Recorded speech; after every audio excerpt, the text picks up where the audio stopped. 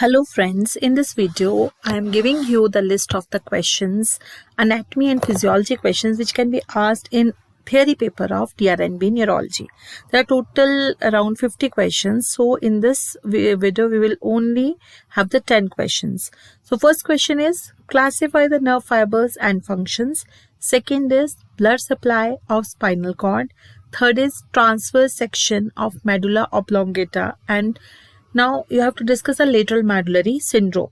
Fourth is CSF formation, circulation, flow dynamics, and the various diseases related to CSF circulation.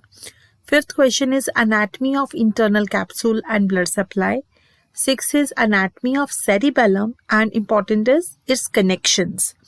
Seventh, physiology and connections of basal ganglia. Eighth, medial longitudinal fasciculus. What is medial longitudinal fasciculus? Anatomy and the pathophysiology. Ninth, visual pathway and defects. And in 10th question, thalamus anatomy and questions. In thalamus anatomy, various nuclei of the thalamus and what are its important connections. Thank you.